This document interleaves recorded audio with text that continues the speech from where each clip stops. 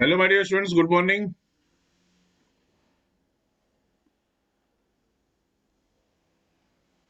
Good morning sir.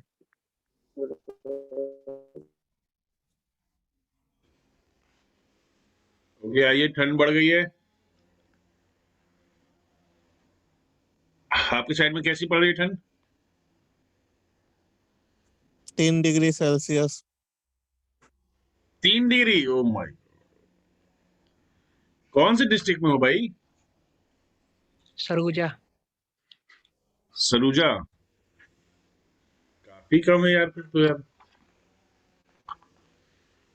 3 degree में तो दिक्कत काफी होती है। यहाँ पे तो अभी लगभग 8 या 9 डिग्री के आसपास है शायद।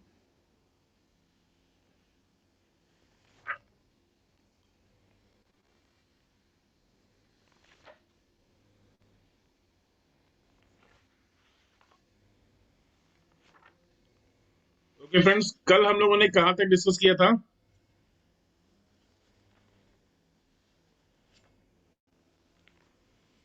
कल हम लोगों ने लास्ट पॉइंट जो डिस्कस किया था वो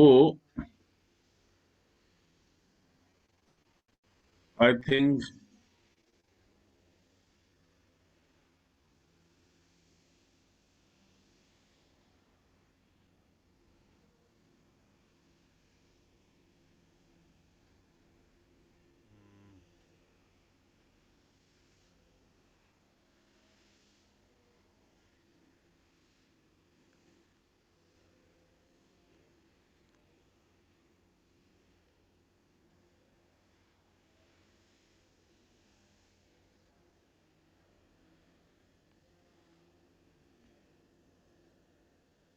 ओ सॉरी सॉरी सॉरी, ये तो वो आ गया ना, इंडस्ट्रियल का आ गया, सॉरी।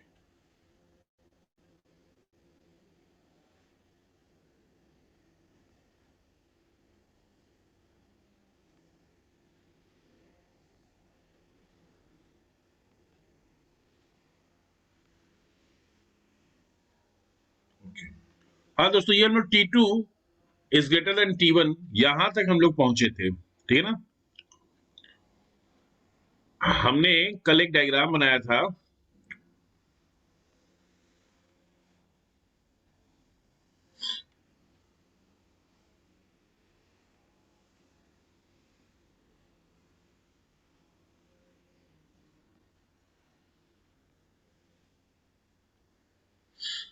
ये डायग्राम दिख रहा है सबको? हमने ये डायग्राम बनाया था, विजिबल है सभी को? विजिबल है क्या? Yes sir. Yes sir. हाँ, तो देखिए, जब यहां पर आपको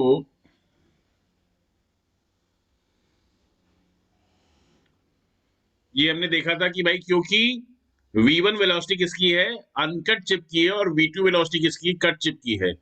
uncut chip without under the effect of without any friction move कर रहा है, और कट चिप जो है वो रेक सरफेस के ऊपर फ्रिक्शन करते हुए, स्लाइड करते हुए निकल रहा है। तो V1 हमेशा बड़ा होगा V2 से, तो इस वजह से T1 हमेशा छोटा होगा T2 से। ओके, T2 हमेशा बड़ा होगा T1 से, हमें यही प्रूव करना था, और ये हमने प्रूव कर लिया था, यहां पर देख लिया था। तो अब इसके आगे अपने डिस्कशन को हम लोग लेकर चलते हैं, और जैसा कि मैंने आपको यहां पर ये दिखाया, आगे भी देख लेते हैं एक और चीज।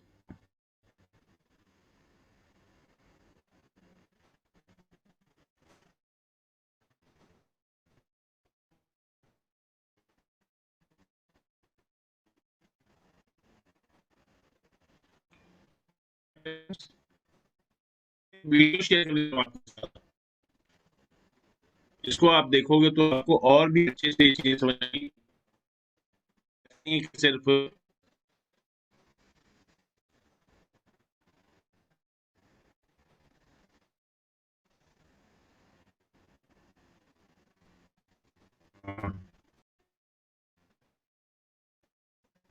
ये दिख रहा है क्या वीडियो आपको? एक चिप कट रही है कटिंग टूल से, ये भी दिख रहा है क्या दोस्तों?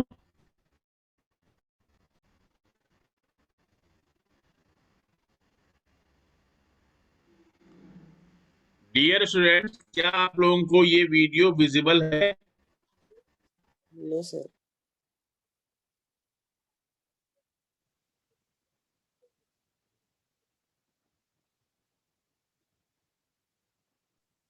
चालू करो।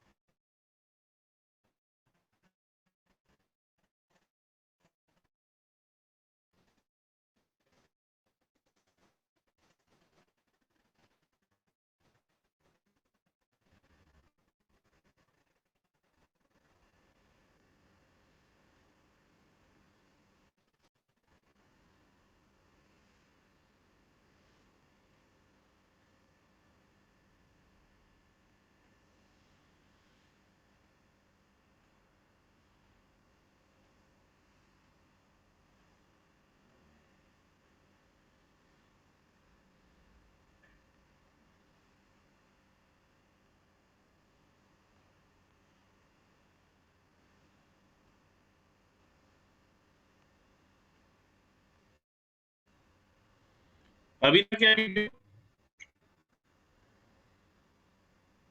Yes sir.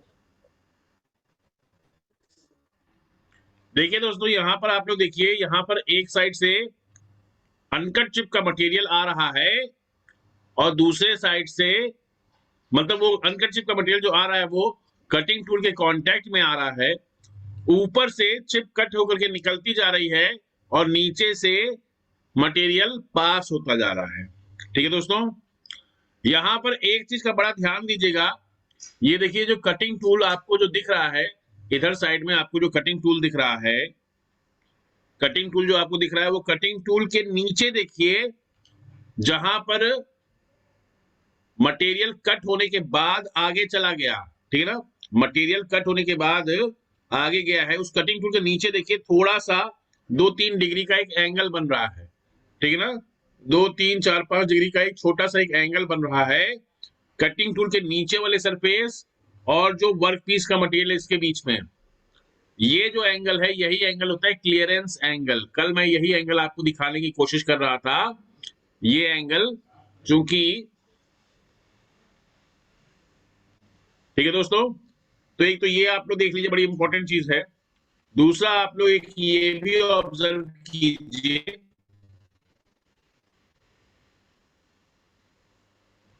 ये देखिए कटिंग टूल के आगे कुछ एक बिल्टअप हो रहा है, थोड़ा सा कुछ, ये जो वर्क पीस का मटेरियल है वो कटिंग टूल के आगे वो थोड़ा सा चिपक रहा है, धीरे धीरे कुछ देर तक चिपका रह रहा है और उसके बाद फिर टूट जा रहा है।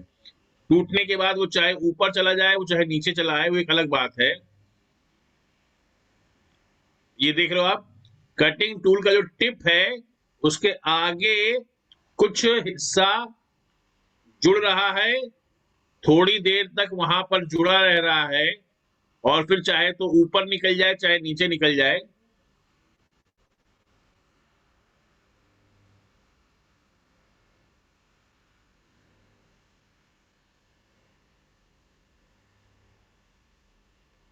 ठीक है दोस्तों, अब यहां पर अगर आप देखें यहां पर अगर आप देखें, ये जो हमारे पास कटिंग टूल का से टच करने पर जो अनकट चिप है वो कट होकर के रेक सरफेस के ऊपर स्लाइड करते हुए बाहर निकल रही है। तो दोस्तों, ये अनकट चिप देखिए, अगर आप थोड़ी सी इस अनकट चिप को एक्सटेंड करें, मतलब यहाँ पे एक लाइन अगर आप बनाएं, इस जगह पर अगर आप एक लाइन बनाएं, एक मिनट रुकिए जरा,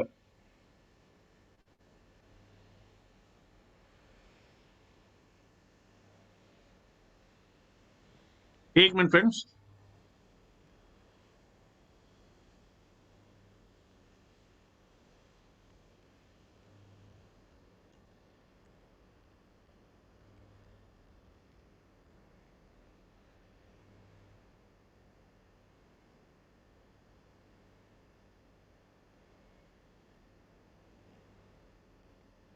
यहां पर अगर आप लोग अनकट चिप के लिए एक लाइन अगर एक्सटेंड करके बनाते हैं तो आपको दिखाई पड़ेगा कि अनकट चिप T1 की थिकनेस बहुत कम है और कट चिप T2 की थिकनेस काफी ज्यादा है। ओके,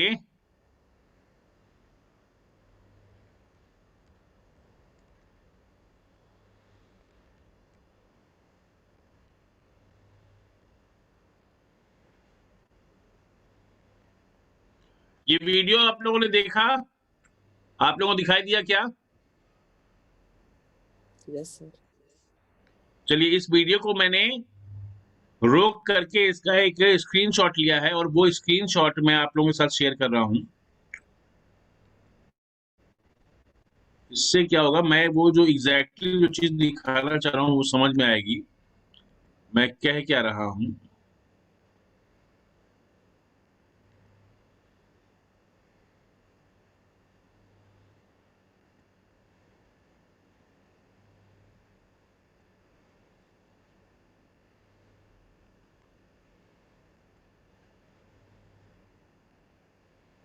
ये देखिए, ये फोटो आप लोग की स्क्रीन पे आ रही है क्या?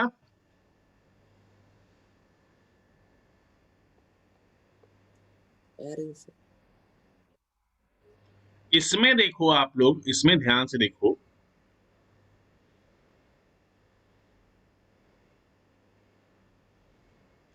इसमें मैं अगर यहां पर, ये मेरा कटिंग टूल का टिप, ओके,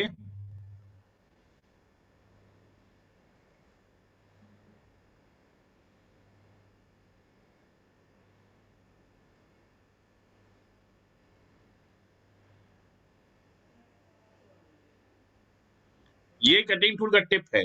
आप इस वीडियो को देखिए, इस जगह पर देखेंगे जब आप, तो आप देख रहे होंगे कि बार बार इसके आगे यहां पर थोड़ा सा कुछ मटेरियल जुड़ रहा है। ये दिख नहीं रहा ये कलर, मैं दूसरा कलर यूज करता हूं।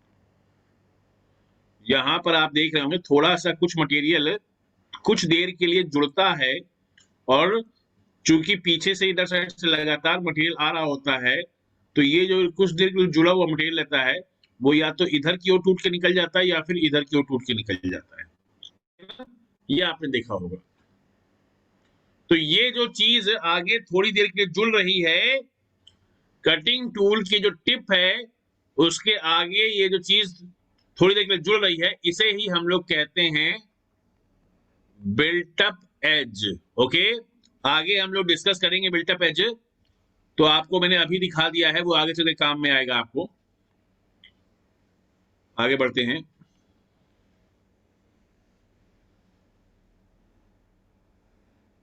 मैं एग्जैक्टली आपको ये T1 T2 जो दिखाना चाहता था वो मैं ये दिखाना चाह रहा था कि अगर आप यहां पर एक लाइन ड्रॉ करें,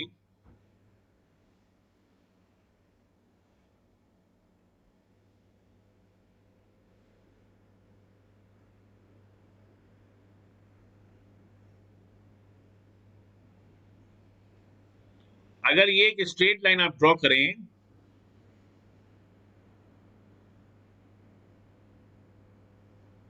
तो ये देखिए एक ये आ गया हमारे पास T1 अनकट चिप की थिकनेस ये आ रही है कुछ ऐसी, जबकि कट चिप की थिकनेस क्या आ रही है,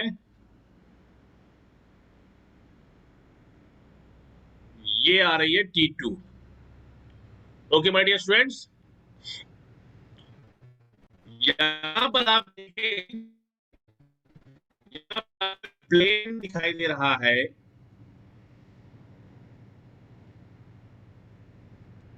क्योंकि यहां पर हमने क्या कहा कि इस जगह पर आगे ये एक एज टाइप से बन जा रही है,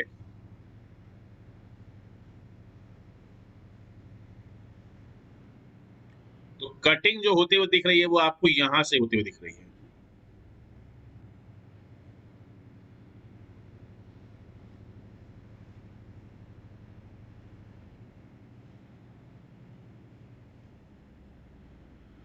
यहां पर जो कटिंग होती हुई दिख रही है आपको दोस्तों, वो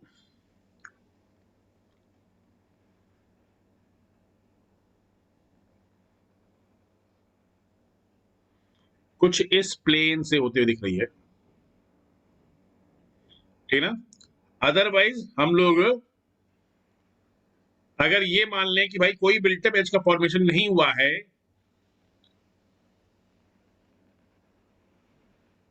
तो कटिंग ये इस जगह से स्टार्ट होगी, ठीक है दोस्तों। अभी चूंकि बिल्टअप एज का फॉर्मेशन हो रखा है, इसलिए कटिंग आपको यहां से आगे वाले से दिख रही है, कटिंग आपको दिख रही है ग्रीन वाले से। अदरवाइज अगर किसी भी बिल्टअप एज का फॉर्मेशन ना हो तो कटिंग एज आपको इस ऑरेंज वाली लाइन से दिखाई देगी, ठीक है दोस्तों। अब यहां पर ये ऑरेंज वाली लाइन से दिख तो रही है, तो यही ये जो हमारी ये जो मटेरियल जो कट करके बाहर निकल गया, वो मटेरियल कहलाता है चिप, और जो नीचे चला गया वो मटेरियल कहलाता है, ये नई सरफेस जनरेट हुई है। यहां पर आप देखो, ये जो कटिंग टूल है,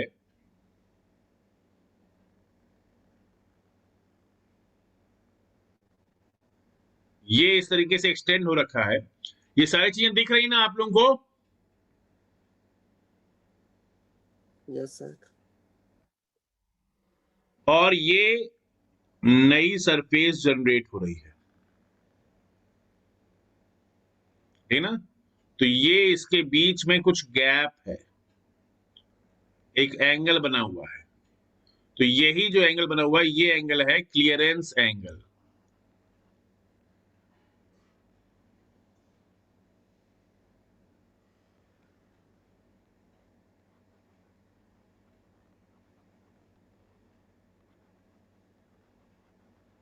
क्लियरेंस एंगल, या फिर इसे ही हम लोग रिलीफ एंगल के नाम से भी जानते हैं, ठीक है दोस्तों। इससे फायदा क्या हो रहा है? इससे फायदा ये हो रहा है कि इससे हमारा यहां पर जो मटेरियल जो निकल रहा है, वो मटेरियल कम से कम फ्रिक्शन कर रहा है, ठीक है ना। जो मटेरियल बाहर निकल रहा है वो कटिंग टूल की सरफेस के साथ कम से कम फ्रिक्शन कर रहा है। कम से कम फ्रिक्शन करेगा तो इसका फायदा हमें दो तरीके से, इसका फायदा हमें क्या होगा? हीट जनरेशन कम से कम होगी, और हीट अगर कम से कम जनरेट होगी तो टूल लाइफ भी अच्छे से अच्छी होती जाएगी। ये सब बहुत ही इंपॉर्टेंट चीजें हैं। आई होप आपको अच्छे से समझ में आ गई होंगी। क्लियर हो गया? आगे बढ़ा जाए। Yes sir. अच्छा डियर स्टूडेंट्स, कहीं पर भी अगर आपको आज अगर वॉइस में, या मतलब कि जो कोई अगर मैं वीडियो दिखाऊं उसमें कोई प्रॉब्लम आए, या फिर वॉइस में कोई प्रॉब्लम आए, तो थोड़ा बताइएगा, क्योंकि आज यहाँ पर थोड़ा इंटरनेट की समस्या चल रही है।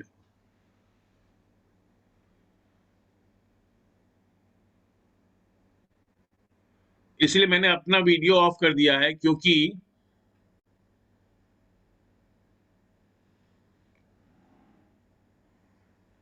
मेरा वीडियो अगर चलेगा तो फिर बाकी कुछ और चलना बड़ा मुश्किल हो जाएगा।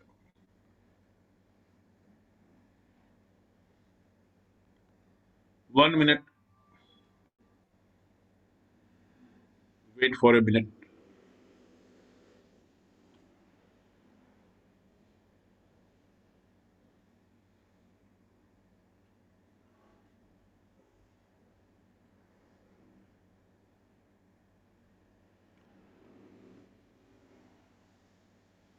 ओके,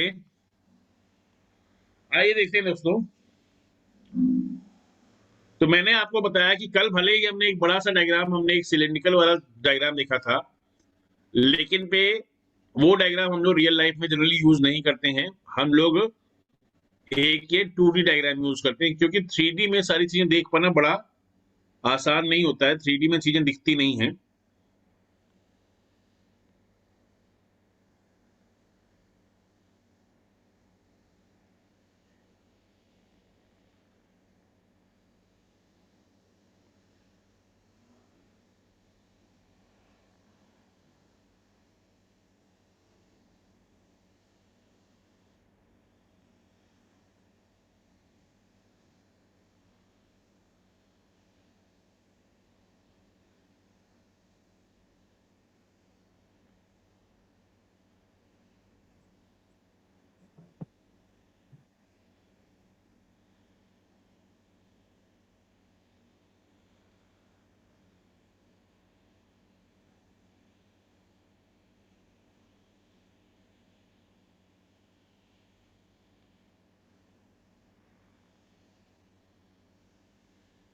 हम लोगों ने जनरली ये एक डायग्राम देखा होता है।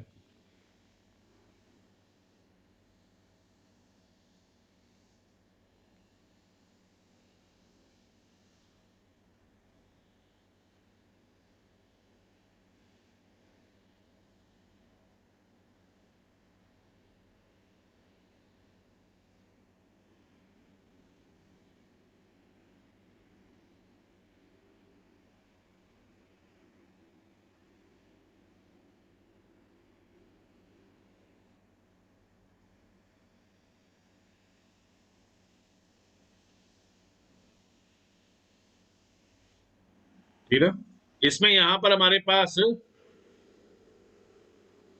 ये वर्क पीस है, ये कटिंग टूल है, और ये है चिप। ये इधर साइड से कंटिन्यूअस सप्लाई हो रही है वर्क पीस की। कटिंग टूल रिजिडली अपनी जगह होल्ड है। कटिंग टूल आगे नहीं बढ़ रहा है। इस हॉरिजॉन्टल डायरेक्शन में कटिंग टूल मूवमेंट नहीं करता है। कटिंग टूल का मूवमेंट वर्टिकल डायरेक्शन में होता है दोस्तों। कटिंग टूल का मूवमेंट इस डायरेक्शन में होता है। ओके,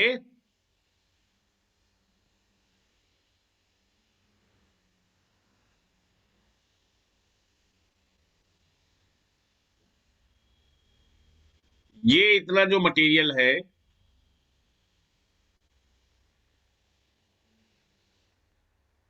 ओके,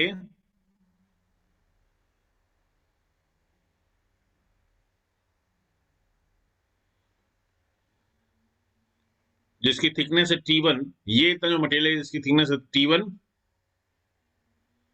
1 मिनट होल्ड कीजिए, इसको थोड़ा अपन वो कर लेते हैं।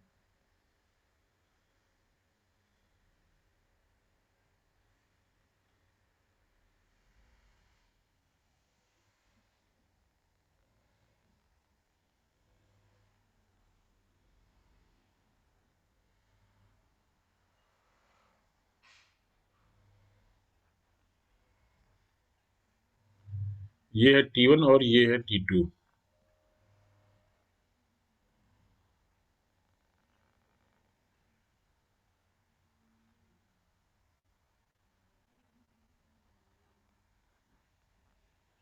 तो आप देखेंगे ये T1 हो गया अनकट चिप थिकनेस, T2 हो गया चिप थिकनेस। ये जो सरफेस है, इस सरफेस को हम लोग, ऊपर वाली सरफेस को हम लोग कहते हैं रेक सरफेस। दूसरा कलर यूज करता हूं दिखने का ये वाला।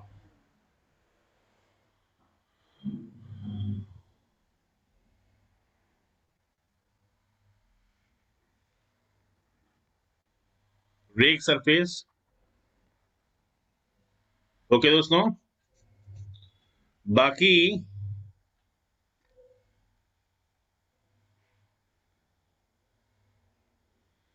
ये जो एंगल है, ये एंगल हॉरिजॉन्टल के रिस्पेक्ट में, ये जिस प्लेन के अलोंग चिप्स बाहर निकल रहे हैं, देखिए दोस्तों, ये जिस प्लेन के अलोंग चिप्स बाहर निकल रहे होते हैं, उस प्लेन को हम लोग कहते हैं शीयर प्लेन। ओके, क्योंकि यहां पर शीयर फोर्स मिनिमम लग रहा होता है। कोई भी चिप का मटेरियल, कोई भी वर्कपीस से मटेरियल जो बाहर निकलता है, वो उस प्लेन के अलोंग बाहर निकलता है जहां पर उसको मिनिमम फोर्स, मिनिमम एफर्ट लगाने पड़े। तो यहां पर मेटल कटिंग में जो चिप होती है वो शीयर फोर्स की वजह से बनती है। तो शीयर फोर्स की वजह से जो मिनिमम शीयर फोर्स जिस प्लेन पे लगता है, उस प्लेन से चिप्स बाहर निकलती हैं, और इस प्लेन को हम लोग शीयर प्लेन कहते हैं। इस हॉरिजॉन्टल के साथ शीयर प्लेन जो एंगल बनाता है, वो एंगल फाई से रिप्रेजेंट किया जाता है, और इसे हम लोग शीयर एंगल कहते हैं। ठीक है दोस्तों, इस हॉरिजॉन्टल के साथ शीयर प्लेन जो एंगल बनाता है, उस एंगल को हम लोग फाई से रिप्रेजेंट करते हैं और इसे शीयर एंगल कहते हैं। ठीक है, ऐसे ही इस वर्टिकल के साथ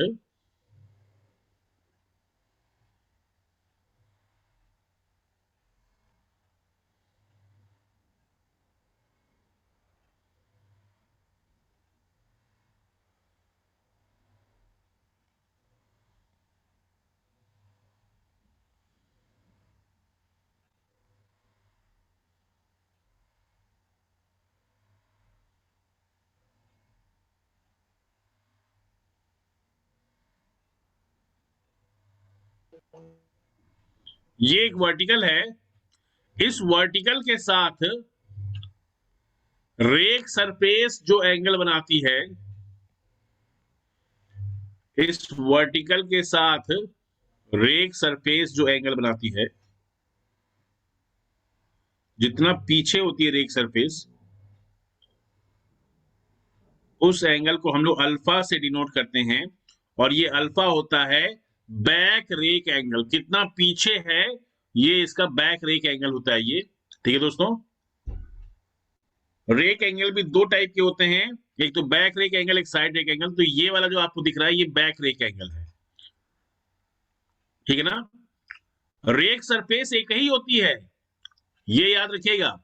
ऐसा नहीं कि दो रेक सरफेस होती है, रेक सरफेस एक ही होती है, लेकिन पे वो रेक सरफेस कुछ इस तरीके से डिजाइन रहती है कि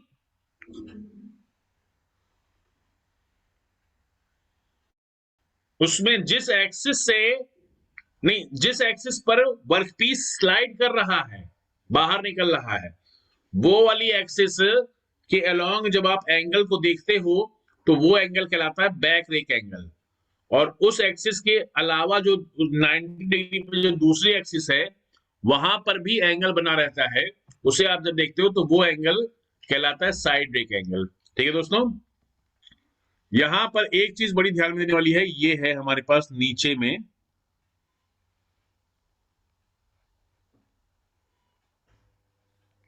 क्लियरेंस एंगल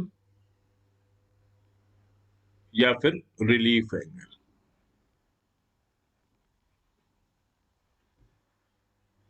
ओके, एक एंगल और बन रहा है यहां पर, जिसे लोग अक्सर नेग्लेक्ट कर देते हैं, लेकिन कभी कभी कम्पिटिटिव एग्जाम में पूछ लिया जाता है। अच्छा देखो यहां पर क्या कह रहा हूं मैं कि ये जो कटिंग टूल है, कटिंग टूल के हमने कल देखा था, ये आपको दिख रहा है क्या?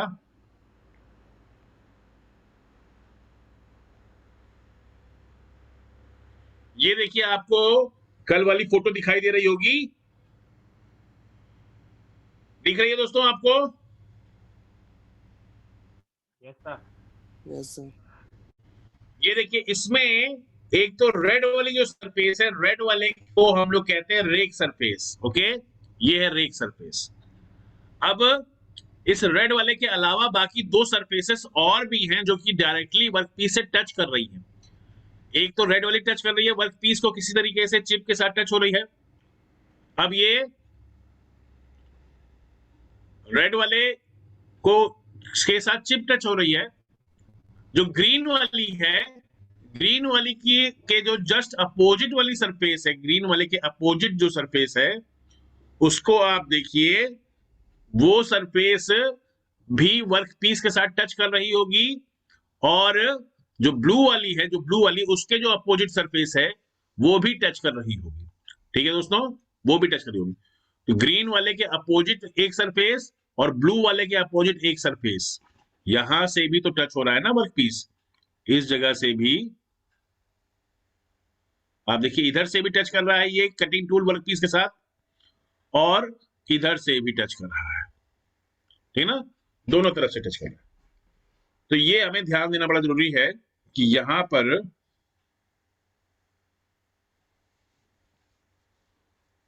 कटिंग टूल किधर किधर से टच कर रहा होता है हमारे वर्क पीस को। अब इसको छोड़ के अगर हम लोग अपने नॉर्मल उस पे आते हैं,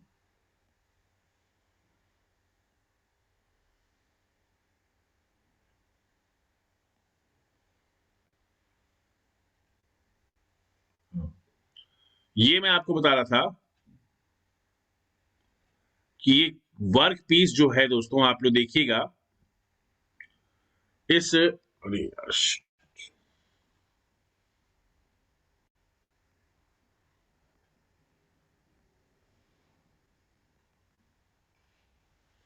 ये जो मैं आपको ये बता रहा था कि वो जो मैंने आपको कटिंग टूल दिखाया, उस कटिंग टूल में रेड वाली सरफेस थी हमारे पास, रेड वाली सरफेस थी हमारे पास रेक सरफेस। और रेड वाली सरफेस के अलावा, हाँ देखिए मैं बताना ही भूल गया, यही इसीलिए मैंने थोड़ा सा यही बताना भूल गया। रेड वाली सरफेस के अलावा ये जो ग्रीन के अपोजिट सरफेस है और ब्लू के अपोजिट सरफेस है, ठीक है ना। कौन कौन सी सरफेसेस टच कर रही है वर्कपीस के साथ? 3 सरफेसेस टच कर रही हैं। एक तो रेड वाली, एक तो ग्रीन वाले के अपोजिट, और एक ब्लू वाले के अपोजिट। तो जो ग्रीन वाले के अपोजिट और जो ब्लू वाले के अपोजिट है वो सरफेस कहलाती हैं फ्लैंक सरफेस। ओके, वो सरफेसेस कहलाती हैं फ्लैंक सरफेस। ओके, और जो ऊपर वाली है रेड वाली वो है रेक सरफेस। अब इसमें भी चूंकि हमारे पास 2 फ्लैंक सरफेस हैं, रेक सरफेस तो एक ही है, फ्लैंक सरफेस 2 है, एक ग्रीन वाले के अपोजिट, एक ब्लू वाले के अपोजिट। तो जो सरफेस ग्रीन वाले के अपोजिट है, जो सरफेस ग्रीन वाले के अपोजिट है वो सरफेस कहलाती है साइड फ्लैंक। ओके, वो कहलाती है साइड फ्लैंक। और ये जो ब्लू वाले के जो अपोजिट है, ब्लू वाले के जो अपोजिट है वो सरफेस कहलाती है एंड फ्लैंक। ओके, यहां पर आप देखें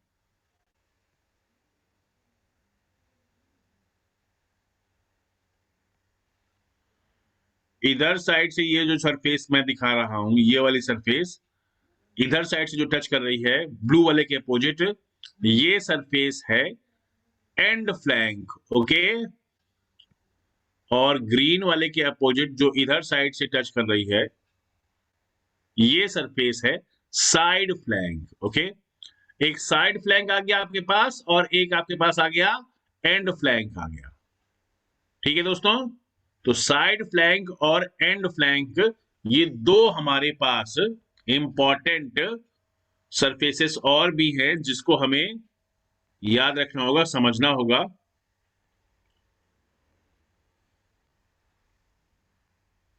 और यहां पर आप देखें तो मुझे ये आप लोग समझ गए होंगे कि ये वाली जो सरफेस मुझे दिख रही है ये सरफेस कौन सी है? ये सरफेस ये ग्रीन वाली है।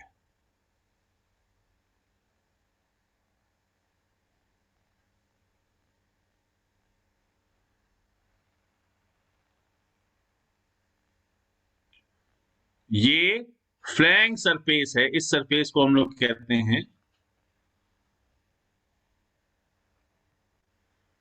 Flank surface. अब रेक सरफेस और फ्लैंक सरफेस ये है साइड फ्लैंक। रेक सरफेस और साइड फ्लैंक सरफेस, इन दोनों सरफेसेस के बीच में जो एंगल बनता है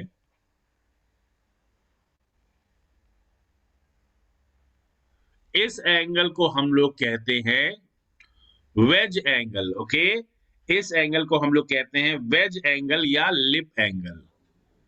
इसे बीटा से रिप्रेजेंट करते हैं।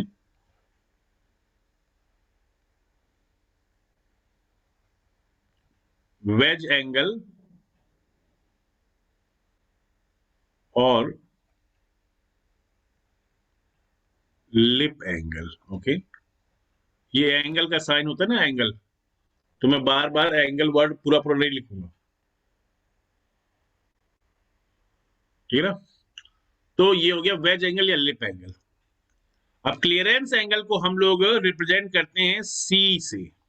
ओके दोस्तों, क्लियरेंस एंगल को सी से रिप्रेजेंट करते हैं, और क्योंकि ये साइड फ्लैंक वाला है, हाँ, तो साइड के फ्लैंक का क्लियरेंस एंगल है तो ये सी एस से रिप्रेजेंट होगा।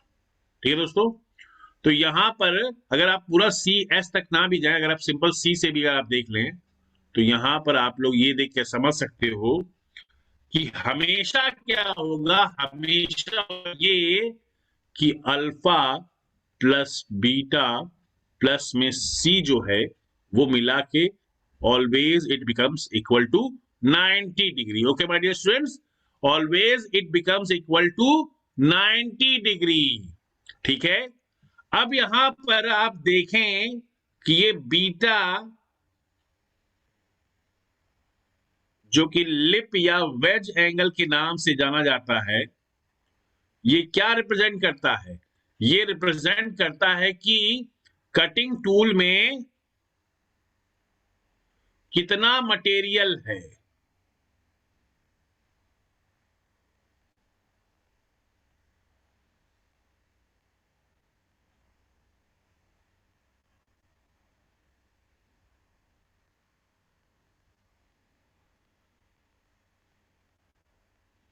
ठीक है दोस्तों, कटिंग टूल के अंदर कितना मटेरियल है ये रिप्रेजेंट कर रहा है बीटा। अब आप ये भी देख सकते हैं, कि इस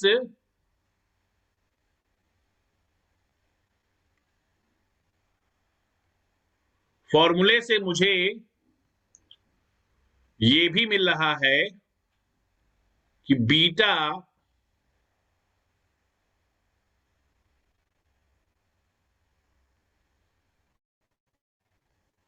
will be equal to 90 degree minus में अल्फा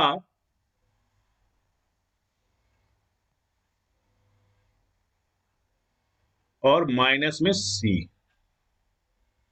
ठीक है दोस्तों, ऐसा कुछ। तो आप देख सकते हैं कि अगर मैं कभी अल्फा को बढ़ाऊंगा या कभी सी को बढ़ाऊंगा तो बीटा डिक्रीज होता जाएगा। ठीक है दोस्तों, बीटा डिक्रीज होने का मतलब कटिंग टूल के अंदर जो मटेरियल है वो डिक्रीज होता जाएगा। ठीक है दोस्तों, तो ये सब चीजें रिलेटिव हैं, एक दूसरे के साथ जुड़ी हुई हैं। हमें एक प्रॉपर अंडरस्टैंडिंग होनी चाहिए कि हाँ कहां पर क्या हो रहा है। ये जो प्लेन है दोस्तों,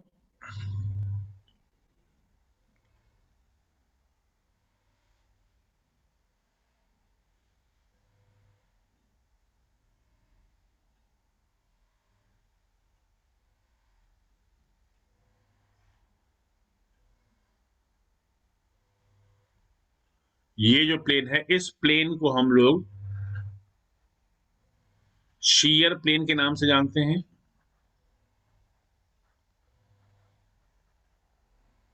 ओके, शीयर प्लेन के नाम से जानते हैं। और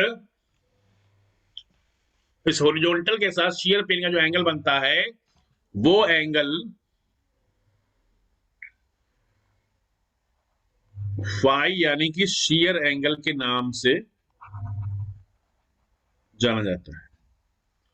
अल्फा ये बैक रेक एंगल को रिप्रेजेंट कर रहा है। ओके, बीटा का नाम होगा लिप या वेज एंगल। सी हो गया हमारा क्लियरेंस या रिलीफ एंगल। यहां पर ये चूंकि साइड क्लियरेंस है, साइड फ्लैंक है, तो ये सी एस होगा, साइड क्लियरेंस एंगल या साइड रिलीफ एंगल।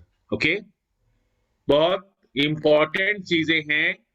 बहुत बार लोग कंफ्यूज रहते हैं कि कौन सा एंगल क्या है, इसीलिए बहुत ही जरूरी है हमें हर चीज को अच्छे से समझना। एक बहुत इंपॉर्टेंट बात ये, अब हम लोग थोड़ा सा देखते हैं टाइप्स ऑफ कटिंग। ठीक है, टाइप्स ऑफ कटिंग पे आते हैं, यहां पर कुछ चीजें क्लियर होंगी। आइए आगे बढ़ते हैं।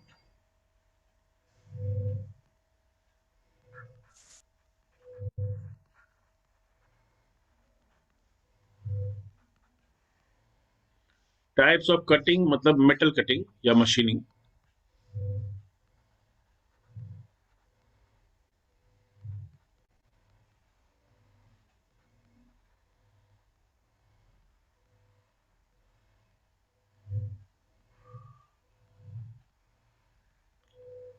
टाइप्स ऑफ मेटल कटिंग या मशीनिंग।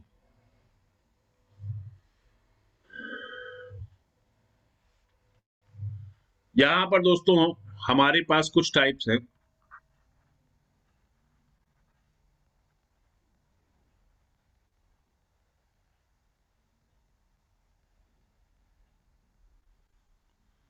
कटिंग टूल के का वर्क पीस के साथ कैसा कांटेक्ट बन रहा है इस कांटेक्ट के बेसिस पर भी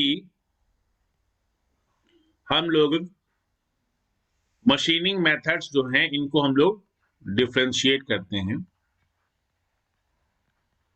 एक तो ऐसा हो कि कटिंग जो हो रही है वो कंटिन्यूअसली चलती रहे। ओके, कटिंग टूल और वर्क पीस के बीच में कांटेक्ट हमेशा बना रहे।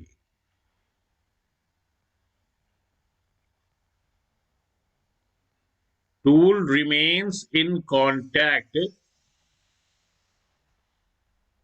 विथ वर्क पीस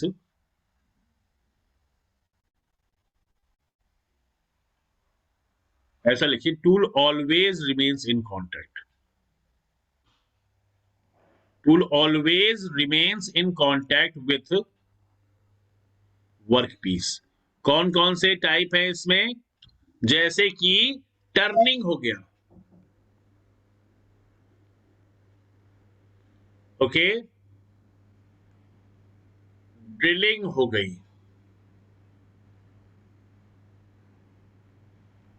ग्राइंडिंग हो गई। ये सब कुछ ऐसे मेथड हैं जहां पर हमारा कटिंग टूल और वर्क पीस के बीच में कांटेक्ट हमेशा बना रहता है, कभी भी ये कांटेक्ट ब्रेक ही नहीं होता है।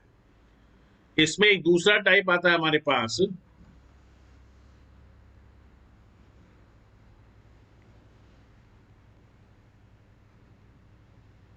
Intermittent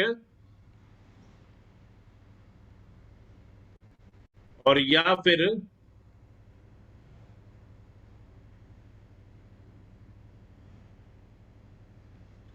discontinuous cutting.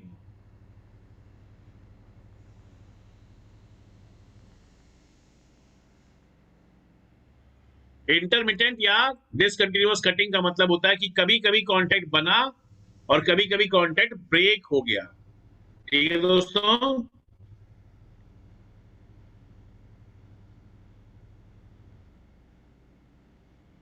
Contact between cutting tool and workpiece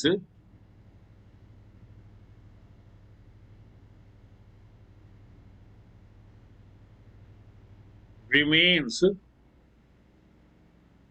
some time। Okay, कभी कभी बन रहा है, कभी कभी ब्रेक हो रहा है। जैसे कि मिलिंग,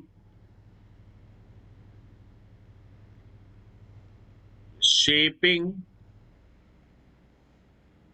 प्लेनिंग एटसेट्रा। क्या होता है दोस्तों, ये शेपिंग प्लेनिंग में जब कटिंग टूल आगे बढ़ रहा होता है तब वर्क पीस के साथ कांटेक्ट में रहता है, लेकिन जब पीछे आता है तब कांटेक्ट में नहीं रहता है। फिर थोड़ा सा हमने वर्क पीस को खिसका दिया, जैसे मान लीजिए ये 4 लेयर है, ये वर्क पीस के 4 लेयर है। अभी वीडियो तो दिख नहीं रहा आपको।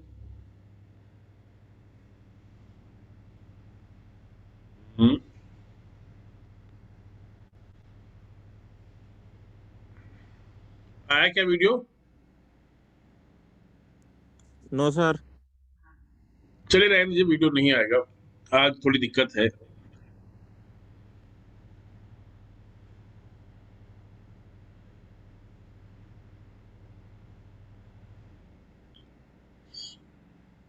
मतलब देखिए इसमें क्या होता है, मिलिंग, ये मिलिंग नहीं, शेपिंग और प्लेनिंग में क्या होता है कि हमारा ये स्ट्रेट लाइन मूवमेंट होता है वर्क पीस और कटिंग टूल के बीच में। तो एक बार कटिंग टूल आगे बढ़ता है स्ट्रेट लाइन में, तब तो वर्क पीस कटता है, वर्क पीस कांटेक्ट में रहता है। फिर जब वापस आ रहा होता है, बैक साइड मोशन हो रहा होता है, तब वर्क पीस कांटेक्ट में नहीं रहता है। फिर हम लोग क्या करते हैं, फिर थोड़ा सा वर्क पीस को साइड में घिसका देते हैं, एक उसको कुछ हम लोग वर्क पीस को दे देते हैं, फीड मोशन देते हैं, थोड़ा सा फीड मोशन प्रोवाइड कराते हैं। तो इससे क्या होता है, फिर से एक नई लेयर कांटेक्ट में आती है कटिंग टूल की और वो कटती है। तो ये शेपिंग प्लेनिंग में बार बार होता है कि एक बार वर्क पीस कांटेक्ट में रहता है, फॉरवर्ड मोशन में कांटेक्ट में रहता है और बैकवर्ड मोशन में कांटेक्ट में नहीं रहता है। मिलिंग में भी आपने देखा होगा कि मिलिंग कुछ इस टाइप से आपने डायग्राम देखा होगा।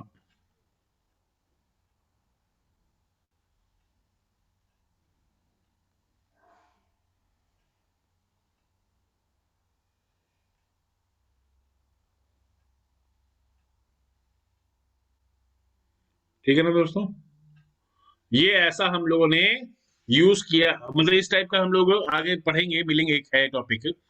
इसमें क्या होता है ये देखिए, ये जो एक टिप है, ये कुछ टाइम के लिए जब तक यहाँ पे आती है, यहां से लेकर के यहाँ तक में कोई भी एक जो कटर, मिलिंग कटर का जो एक टिप है, एक टीथ है, मिलिंग कटर बोलते हैं इसको, और ये जो एक एक दांत हैं ये कहलाते हैं टीथ। ठीक है दोस्तों, तो ये जो टीथ है, मिलिंग कटर के टीथ हैं, वो यहां पर इनका कांटेक्ट शुरू होता है और ये कांटेक्ट यहां तक रहता है, वर्क पीस के साथ यहां तक कांटेक्ट रहता है। लेकिन पे ये जो रेड वाला एरिया है, इस रेड वाले एरिया में यहां से यहां तक में इनका कांटेक्ट नहीं रहता है, कोई कांटेक्ट नहीं रहता है। तो ये डिसकंटिन्यूअस कटिंग का एक टाइप है। आगे अगर देखें हम लोग, तो हमारे पास एक और अनकन्वेंशनल मशीनिंग भी आती है, unconventional.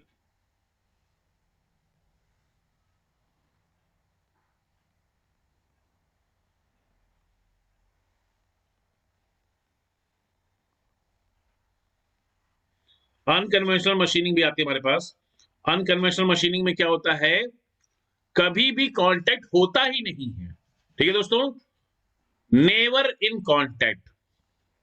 Cutting tool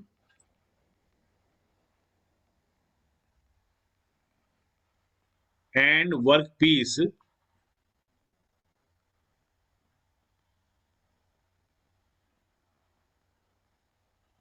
never comes in contact, never comes in contact। Okay, हम लोग पढ़ेंगे जैसे कि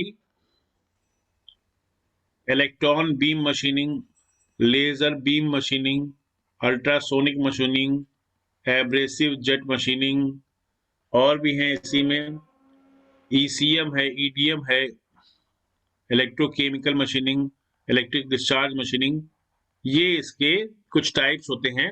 तो ये सब हम लोग देखेंगे। ठीक है दोस्तों, तो कांटेक्ट कैसा बन रहा है कटिंग टूल और वर्क पीस के बीच में, इसके बेसिस पर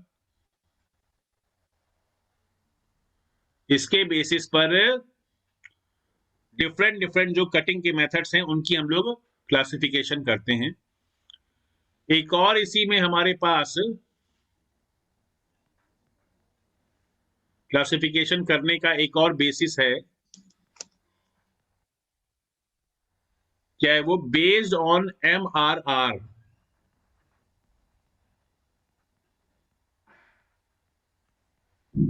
MRR का मतलब metal removal rate. Metal removal rate क्या इंडिकेट करता है, मेटल रिमूवल रेट हमें इंडिकेट करता है कि ये जो कटिंग प्रोसेस है वो कितनी फास्ट या कितनी स्लो है, मतलब वो कितनी इफिशिएंट है।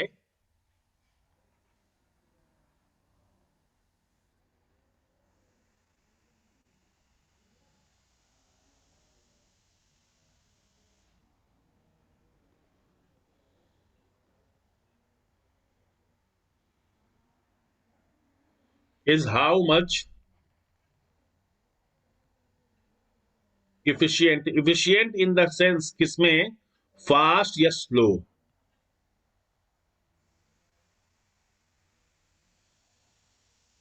ओके, पर यूनिट टाइम में कितना मटेरियल रिमूव करा रही है किसी भी मेथड से, ये जो हम लोग based on MRR, material removal rate के बेसिस पे हम लोग जो क्लासिफिकेशन करते हैं, इसमें हमें यही पता चलता है। जैसा कि इसमें ऑब्वियसली 3 ही बनेंगे क्राइटेरिया। कौन कौन सा, एक तो high MRR, high metal removal rate, दूसरा मीडियम मेटल रिमूवल रेट, और तीसरा लो मेटल रिमूवल रेट।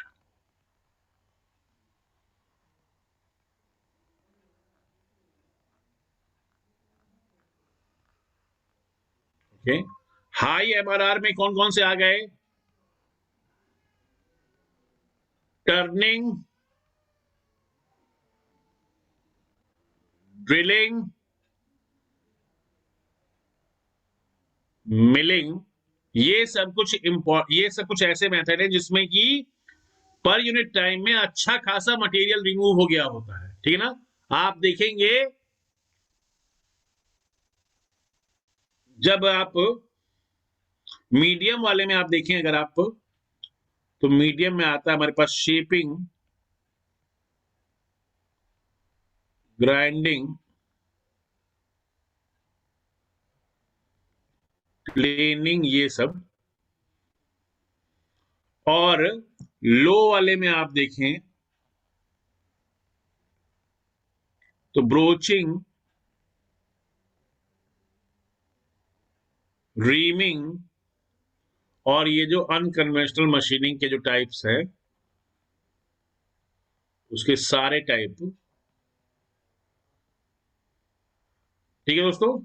तो आप जब कभी एक टर्निंग की मशीन, एक शेपिंग की मशीन और एक रीमिंग का, हम लोग ये तीनों का इस्तेमाल करेंगे और 1 मिनट तक इन तीनों को चलाएंगे, तो आप देखेंगे टर्निंग में इतना चिप्स निकल, काफी ज्यादा, शेपिंग में मतलब मीडियम साइज में थोड़ा बहुत कम चिप निकला है, और रीमिंग में तो इतना कम चिप निकला है कि खोजने से ही नहीं दिख रहा है कहाँ चिप। ठीक है दोस्तों, बहुत छोटे साइज का बहुत कम मात्रा में चिप निकलेगा, मटेरियल बहुत कम मात्रा में रिमूव होगा। तो ये चीजें इस तरीके से होती हैं, ठीक है ना। आगे बढ़ते हैं हम लोग, एक और हमारे पास क्लासिफिकेशन का टाइप है, क्लासिफिकेशन का एक और टाइप है जो कि बड़ा ही इंपॉर्टेंट है, based on angle of cutting.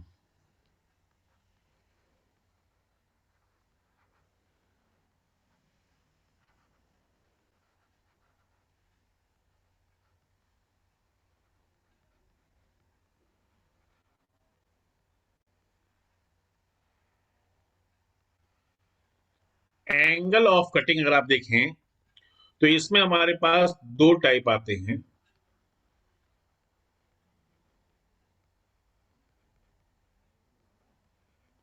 एक तो ऑर्थोगोनल कटिंग,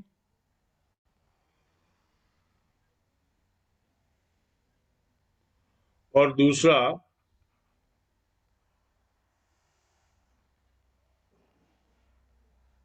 ऑब्लिक कटिंग।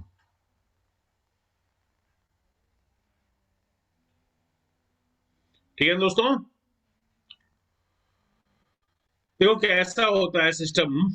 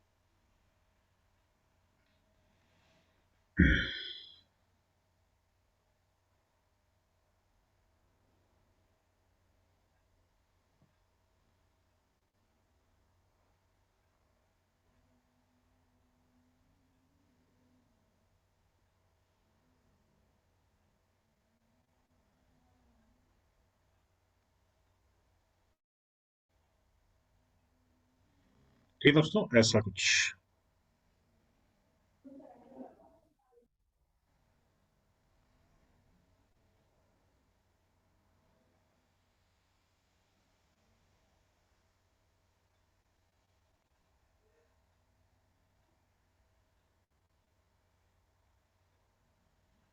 ठीक है, ये जब कभी ऐसा हो सिस्टम कि हमारे पास ये जो कटिंग टूल है और वर्क पीस है, कटिंग टूल और वर्क पीस, इनके बीच में ये जो एंगल बन रहा है, कटिंग टूल का जो कटिंग एज है, ये है कटिंग टूल का ये वाला जो पोर्शन है, आगे वाला जो लाइन है जिससे कटिंग हो रही है, आगे वाली लाइन है, ये होती है कटिंग एज। ओके दोस्तों, ये होती है कटिंग एज। देखिए, कोई भी कटिंग टूल इस टाइप से होता है। आप जब साइड से देखते हो, आप जब साइड से देखते हो, तो साइड से देखने पे आपको ऐसा दिखाई देता है।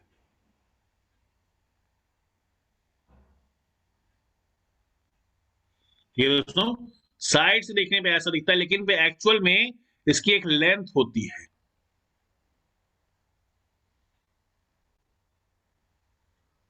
एक्चुअल में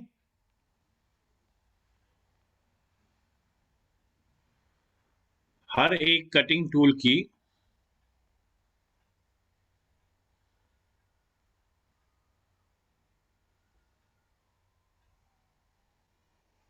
एक लेंथ होती है।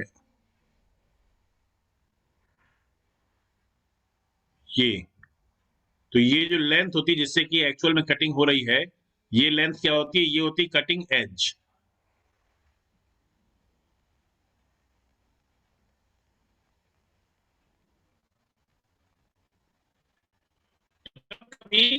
कटिंग के दौरान वर्क पीस का एक्सेस, जब कभी कटिंग के दौरान वर्क पीस का एक्सेस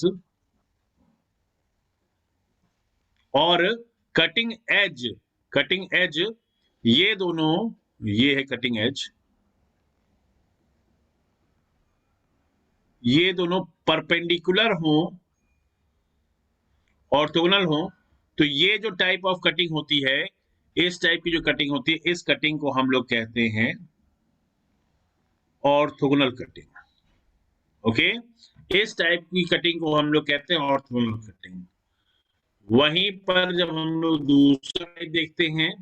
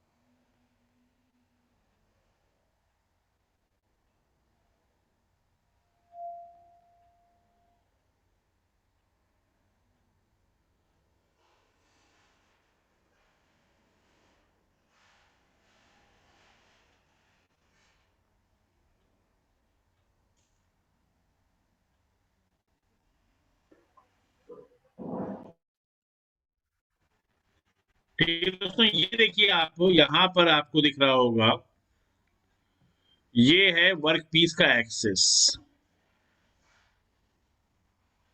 यहां से ये एक्सिस है, ये वर्क पीस का। ओके, ये वर्क पीस का एक्सिस है।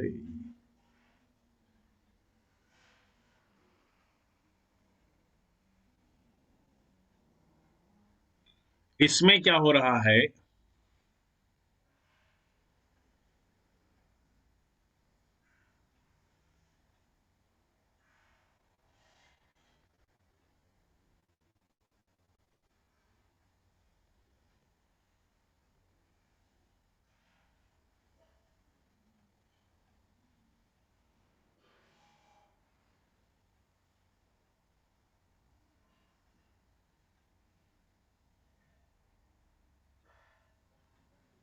इसमें देखिए क्या हो रहा है, इस टाइप ऑफ कटिंग में क्या होता है कि ये जो वर्क पीस है, यहां से जो चिप जो निकल रही है,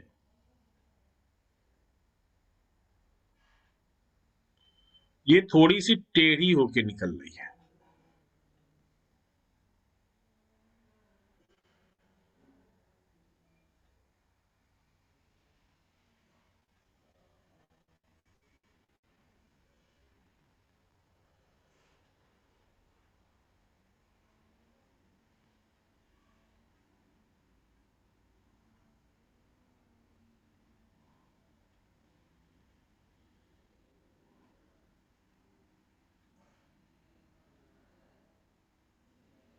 ठीक है ना?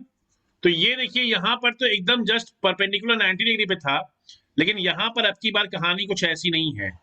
यहां पर अब की बार कहानी कुछ ऐसी नहीं है। अब की बार आप जब देखते हो,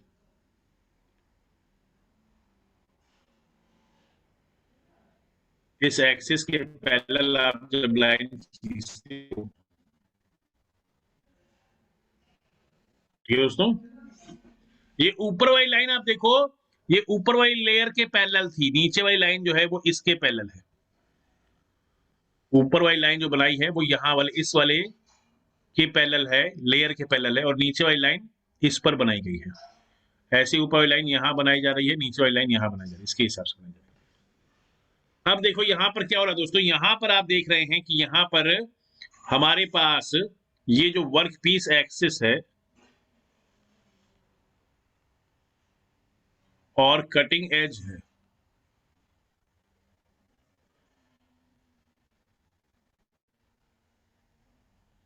इनके बीच में ये जो एंगल था, ये अब कुछ किताबों में लिखा हुआ है कि भैया ये एंगल जो है, कुछ किताबों में लिखा हुआ है कि ऑब्ट्यूज एंगल है, कुछ किताबों में लिखा हुआ है एक्यूट एंगल है। कोई इधर से देखेगा तो उसको दिखाई देगा 90 डिग्री से छोटा है, एक्यूट एंगल है। कोई इधर साइड से ब्लू वाले साइड से देखेगा तो कहेगा 90 डिग्री से बड़ा है, ये ऑब्ट्यूज एंगल है। तो सीधे सीधे लिखिए इसको, नॉट इक्वल टू 90 डिग्री।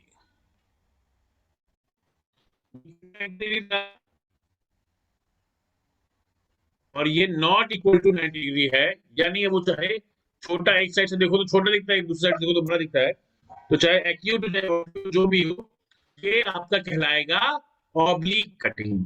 ठीक है दोस्तों, ये कहलाएगी ऑब्लिक कटिंग।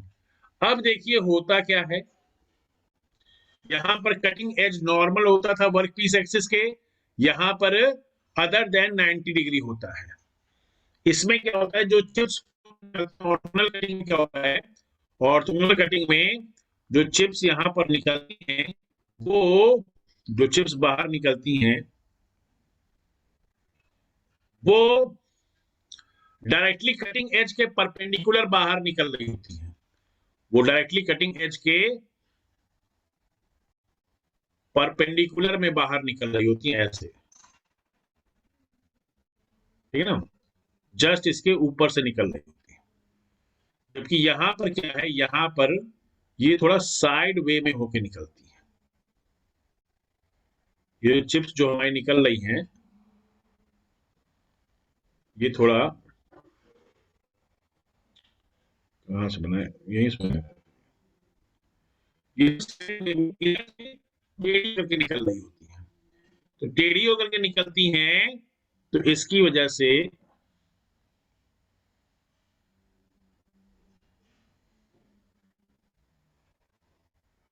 ये ऐसे जस्ट इसी के जस्ट ऊपर था, जबकि वो थोड़ा उधर साइड में मतलब उधर साइड में, किधर साइड में मैं कह रहा हूँ, इधर साइड में झुका हुआ रहता है। जो चिप है इधर साइड में थोड़ी की ओर झुकी हुई रहती है। तो यहाँ पर हमारा ये जो चिप है इसके ऊपर केवल 2D फोर्स लग रहा है, जबकि यहाँ पर चिप के ऊपर 3D फोर्स लग रहा है। ठीक है दोस्तों, यहाँ पर क्या होता है, ऑर्थोगोनल में क्या होता है, ऑर्थोगोनल में ये जो चिप निकल रही है, क्योंकि वो जस्ट ऊपर से निकल रही है, ये जो चिप बाहर निकल रही है ये जस्ट कटिंग टूल के ऊपर से निकल रही है, तो ये ऐसे आगे बढ़ती है और ऐसे आकर के पीछे आकर के मुड़ जाती है।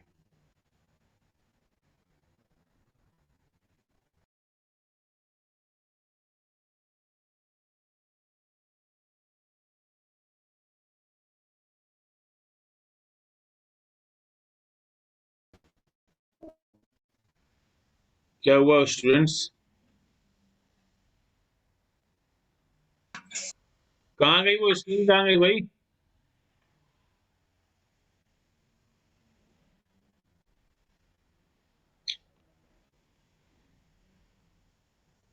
Hello, yes sir. Yes sir. मेरी आवाज आ रही है क्या? Yes sir. नहीं सर। सर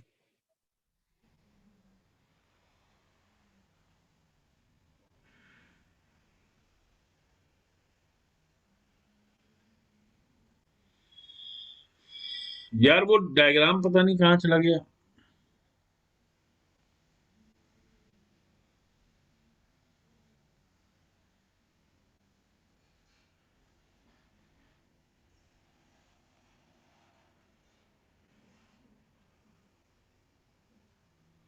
चलिए कोई नहीं, अपने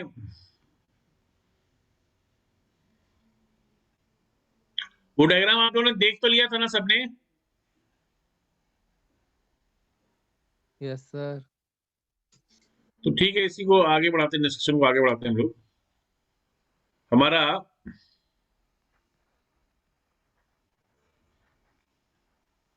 क्लासिफिकेशन का एक और टाइप होता है based on angle of cutting.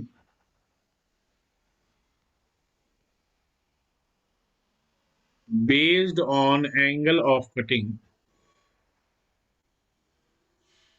इसमें से एक है ऑर्थोगोनल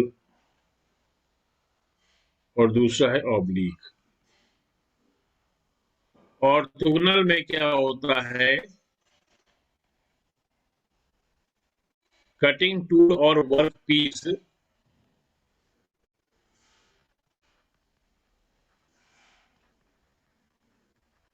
कटिंग टूल का edge, cutting edge of tool and work piece axis ये नॉर्मल होते हैं। नॉर्मल का मतलब एट 90 डिग्री, जबकि यहां पर ऑब्लिक में cutting edge and work piece axis जो होते हैं वो अदर देन 90 डिग्री होते हैं, 90 डिग्री के अलावा कुछ और होते हैं। यहां पर क्या होता है दोस्तों, यहां पर ये जो चिप्स होते हैं वो कटिंग एज के जस्ट ऊपर से निकल रहे होते हैं। ओके,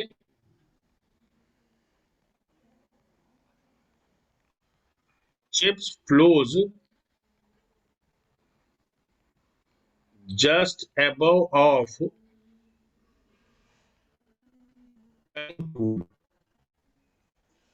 जबकि ऑब्लिक में क्या होता है, ऑब्लिक कटिंग में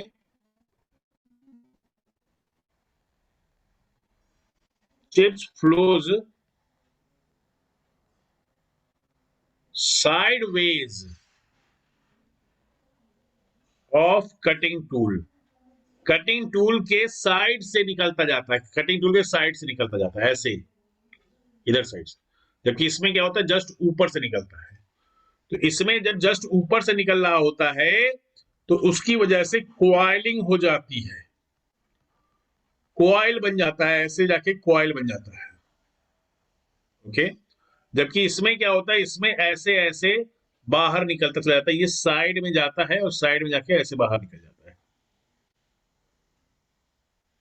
ठीक है, यहाँ पर कॉइल्स बनती हैं और ये जो कॉइल्स होती हैं उसी के बीच में से, वो जो कॉइल्स बनी रहती है उसी के बीच में से लगातार इस कटिंग टूल को काम करना पड़ता है।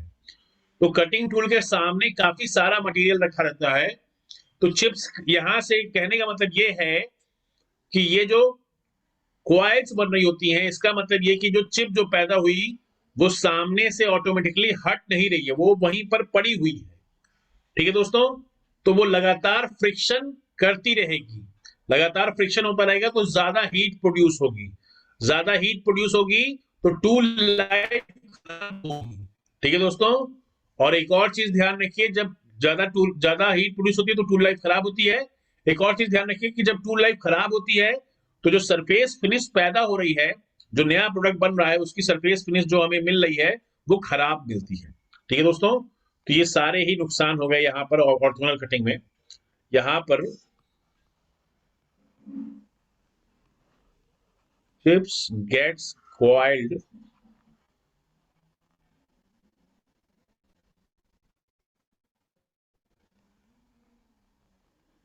in front of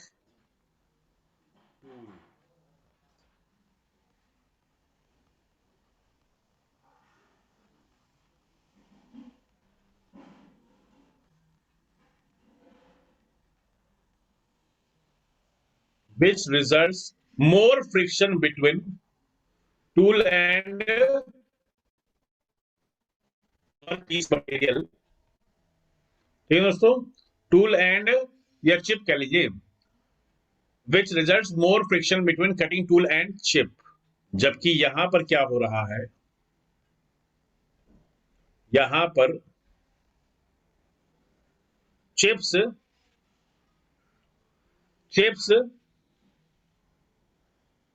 flows at an angle to the cutting edge। chips flows at an angle to the cutting edge या फिर sideways, ऐसा लिख लीजिए, chips flows sideways of tool which results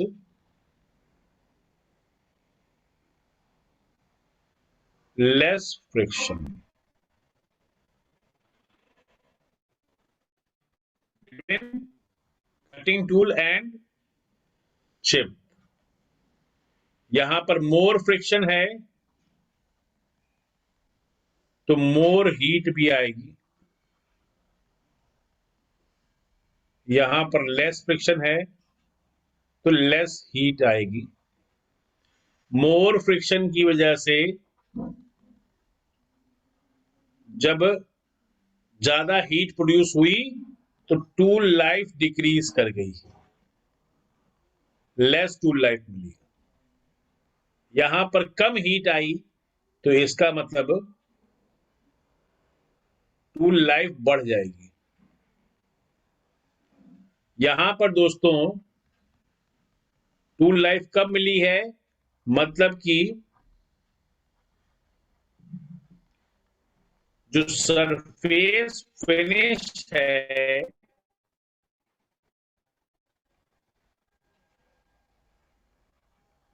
जो नई सरफेस जो प्रोड्यूस हो रही है, प्रोडक्ट जो बन के सामने आ रहा है, उसका सरफेस फिनिश खराब है, उसकी सरफेस फिनिश खराब है। वहीं poor surface finish off product, यहीं पर ये जो ऑब्लिक कटिंग है, ऑब्लिक कटिंग में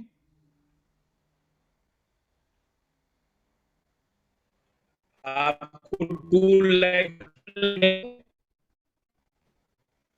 यानी जो प्रोडक्ट बन करके सामने आ रहा है उसकी सरफेस फिनिश अच्छी है। ठीक है दोस्तों, तो ये सब कुछ बातें हैं, इनको ध्यान में रखिएगा।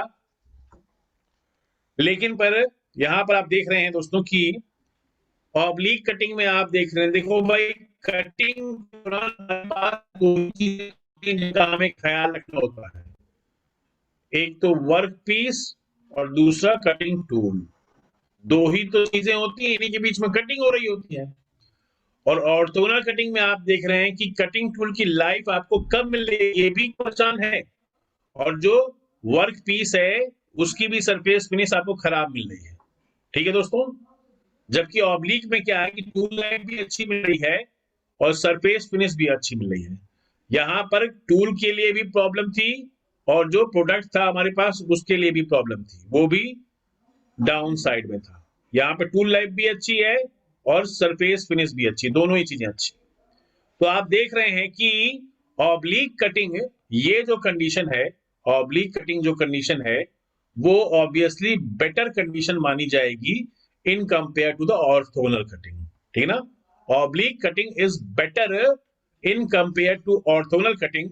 बट लेकिन प्रॉब्लम क्या आती है, प्रॉब्लम ये आती है हम लोग अपना सारे क्वेश्चंस लगाएंगे गेट एग्जाम के या फिर जो भी हमारी जो पास जो स्टैंडर्ड बुक्स हैं उनको फॉलो करेंगे, उसमें क्वेश्चंस देखेंगे तो सब जगह ऑर्थोगोनल कटिंग लिखा रहता है। तो भाई जब पता है कि ऑब्लिक कटिंग में ज्यादा अच्छी टूल लाइफ और अच्छी सरफेस फिनिश मिल रही, तो सब जगह ऑर्थोगोनल कटिंग का क्यों एग्जांपल दिया है? वो इसलिए दोस्तों क्योंकि जैसा मैंने बोला कि ये ऑर्थोगोनल कटिंग जो होती है वो एक तरीके से टू डायमेंशनल कटिंग होती है। ठीक है दोस्तों, ये एक तरीके से टू डायमेंशनल कटिंग होती है, 2D कटिंग होती है, और ये जो ऑब्लिक कटिंग है ये 3 डायमेंशनल है। ओके, तो यहां पर ऑर्थोगोनल कटिंग में हमें केवल 2 ही फोर्सेस हमें मिल रहे होते हैं, जबकि ऑब्लिक कटिंग में 3 फोर्सेस मिल रहे होते हैं। ठीक है दोस्तों, तो ऑब्लिक कटिंग में एक ही टाइम पे हमें 3 फोर्सेस के हिसाब से देखना पड़ता है, जबकि ऑर्थोगोनल कटिंग में 2 ही फोर्स के हिसाब से हमें देखना होता है। तो ऑर्थोगोनल कटिंग में सब जगहों पे ऑर्थोगोनल कटिंग का एग्जांपल क्यों दिया रहता है हमारे बैचलर लेवल सिलेबस में? क्योंकि कैलकुलेशन आसान पड़ती है ऑर्थोगोनल कटिंग की इन compare to oblique cutting. Okay friends, आप ऐसा लिख सकते हैं कि although in large number of conditions orthogonal cutting does not provided satisfactory results, but analysis done by using orthogonal cutting method, because calculation based on orthogonal cutting method are much easier in comparison based on cutting method. Therefore, in our bachelor level syllabus, we use or we prefer orthogonal cutting only. ठीक है दोस्तों, हम लोग अपने bachelor level syllabus में orthogonal cutting को prefer करते हैं। ठीक है ना, ऐसा नहीं कि ऑब्लिक कटिंग का कोई क्वेश्चन आपको कहीं मिलेगा ही नहीं, कहीं इक्का दुक्का क्वेश्चन मिल जाएगा, लेकिन आप 100 क्वेश्चन लगाएंगे मेटल कटिंग के तो 95 से 98 क्वेश्चन।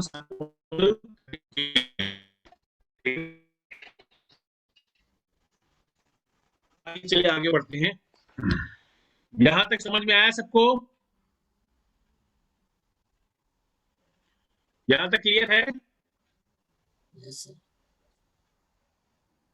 Yes, sir. चलिए आगे बढ़ते हैं।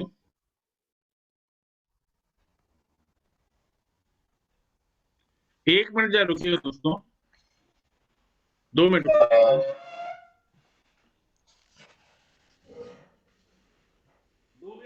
रुकते हैं, 2 मिनट बाद मिलते हैं।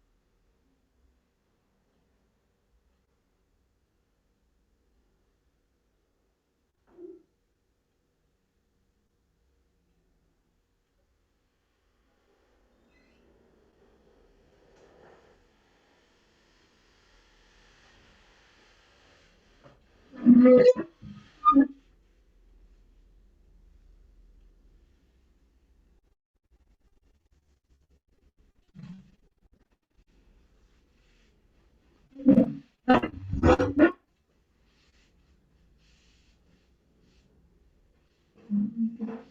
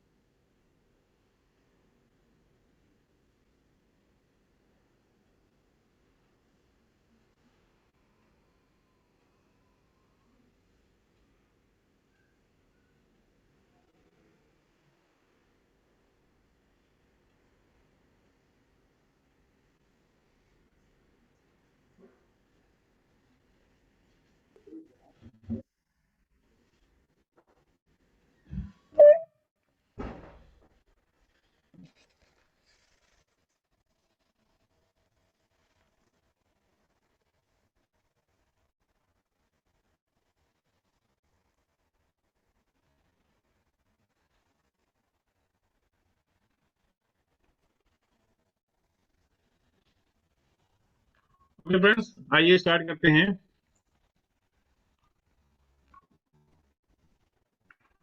Forces on single point cutting tool. अच्छा देखिए, हमारे पास ये जो कटिंग टूल होते हैं,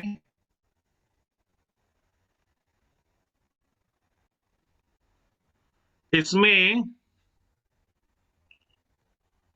कुछ कटिंग टूल ऐसे होते हैं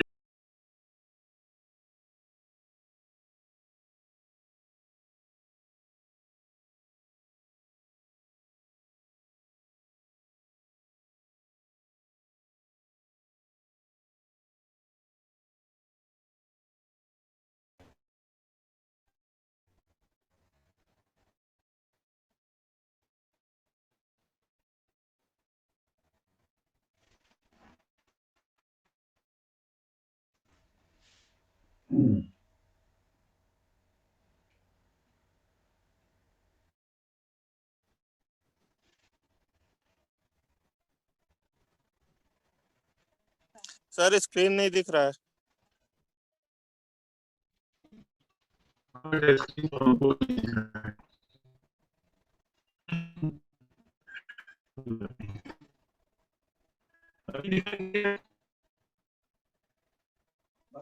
सर आपकी आवाज भी ठीक से नहीं आ रही। बेटा हम लोग ऐसा करते हैं, आज क्लास कैंसिल करते हैं, थोड़ा सा यहाँ पे इंटरनेट का इशू है, ठीक है? तो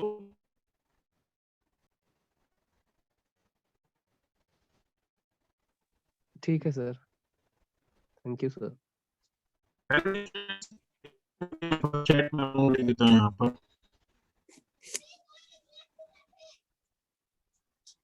किसी में आवाज नहीं आ रही है।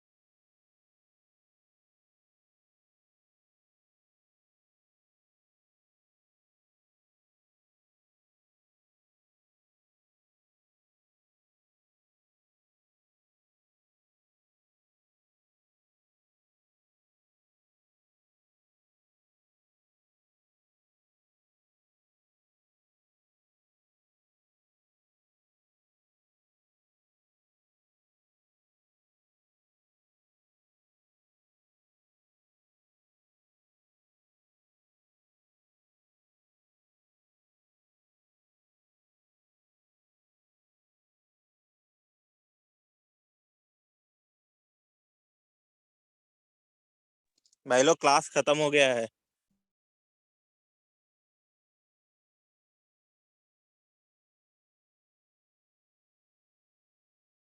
बाय दोस्तों।